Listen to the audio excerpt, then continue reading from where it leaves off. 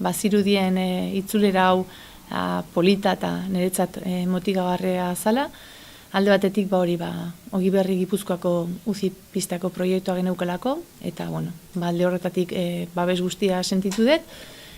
Basketimeko fundazioak ere kirolari izaten jarraitzeko aukera ematen zidan, eta egia esan talka handiena izan dut Espainiko selekziora itzulena izenean.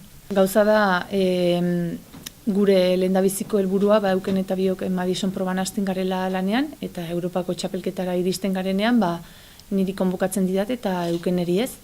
Eta, gero selekzioak munduko kopan aritzeko, 170 puntu horiek Eukenen eta bion lana izan da. Eta, selekzioak konzentraziora deitu zidan, eta han, beste bikote batekin lan egin behar nuela esan zidan.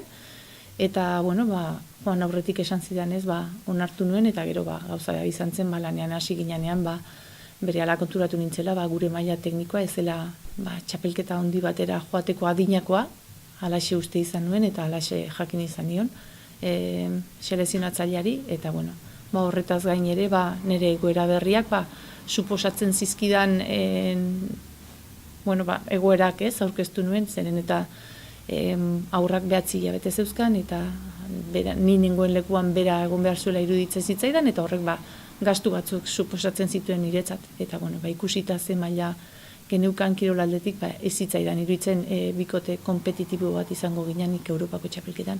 Ez zidan gehiago konbokatu, zeren 5 munduko kopa egon ziren, eta guk konbokatoria guztiak itxaron genuen, eta hor tartean nire prestatzaileetariko batek deitu zion berari, ikusteko nire prestaketan nondik eraman, eta ari esan zion zuela gehiago nirekin kontatuko. Eta gero federaziora deitu genuen, ez nekien, xunik edo baneukan, esan nuelako edo joanen nintzelako, eta federazioak zuzendari teknikoak esan zigun ez zegoela inungo disiplina santzi hori niretzat, eta kontziliazio horik ere inork ez zuela eskatu niretzat. Eta orduan, gertaera pilatu du genituen, eta azkeneko munduko kopako konbokatoria egin zenean urtarrilak 2 izan zen, abokatuarekin federaziora joan nintzen, eta bertako abokatuarekin nintzen ostean erabaki zuten edo gomendatu ziguten disiplina komisiora salaketa bat egitea. Batez ere nik uste dut ni sentitu naizen bezala, nire iritzia emategatik diskriminatu zait.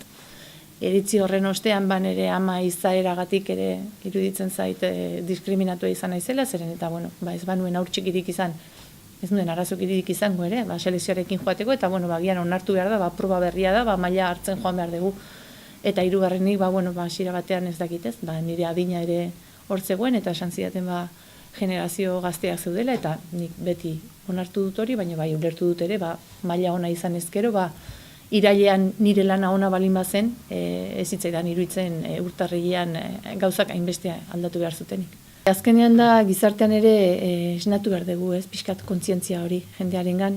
Azken finean badirudi gaur eguneko gizarteak ari dela pausuak ematen, emakumeon eskubideon alde, baina kirolean oraindik emakumeon eskubide horiek oraindik ez dakit badauden, edo behintzet aldarrikatu behar ditugula garbi daukat, eta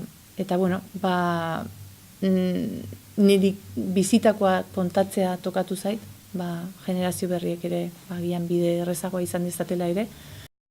Eta dana pasatzen denean, ikusiko dugu, ez? Ni uste dut gauzak ere hotzean erabaki behar direla, agian orain egun hauetan emozioak eta bihotza pixkat berotuta ibiltzen da, eta denborarekin gauzak lasai hartuko ditugu, baloratuko ditugu, eta hartu beharreko erabakiak hartuko ditugu.